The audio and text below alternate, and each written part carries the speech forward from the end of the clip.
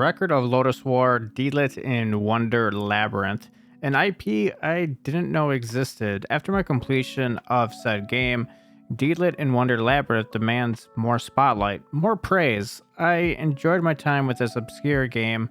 Hopefully after watching this video will compel you to check it out, but these are the things I wish I knew sooner, so grab my hand and let's go on an adventure.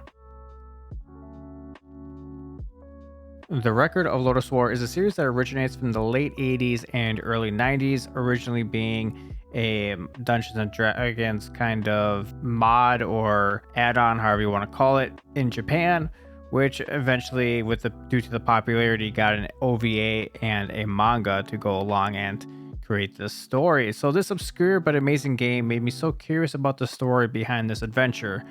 I don't know if it was because the title seemed so odd and not conventional, your typical short syllable flashy words, but after doing some research, this is what you need to know about the lore-wise and what I wish I knew before starting playing.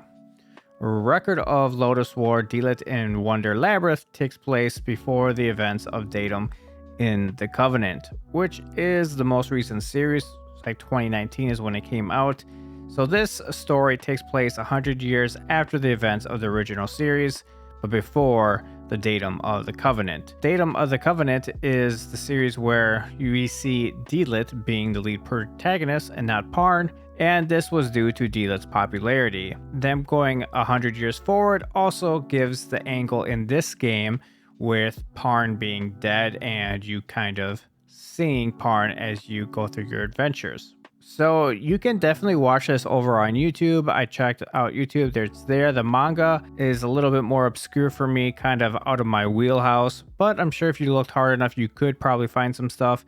I know that some of the stuff hasn't been translated, but hopefully you can get your hands on it, and if you really want to dive deeper into the lore. But after watching a couple episodes, I can tell you some of the characters you see throughout the game are all there, and it's a nice feel to be able to see these characters, kind of understand how they fit into your party and so on and so forth. So I would definitely recommend, if you enjoyed the game, going back and watching some of these OVAs and kind of understanding the story at a deeper level.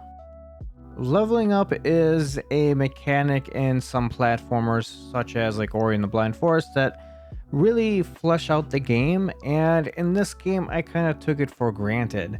So I literally blew it off for a majority of the game. So for clarity, there are 3 different types of leveling up mechanics in this game. You have your character, your air, and fire charge. That's what we're going to call them because I'm not too sure of the technical name, but when you level these up, it does say like level 3, so keep that as is. So once you do reach that level 3 for the fire and the air charge, you will start to heal. But what we are going to focus on for this video is the leveling up of your character. Granted, this only affects your attack and defense. You don't get any points to be putting into attributes or abilities. The upgrade is minor, however, it does make a difference. So if you are grinding to a halt at a boss, try leveling it up a little bit by defeating some other creatures and see if it helps you push over the ledge, because it has helped me in a couple bosses fights where I felt like I was just struggling to do the right amount of damage. After I leveled up a couple levels, it was slightly easier to do. This I put off for way too long, thinking I was too good for them or they wouldn't really offer any benefit.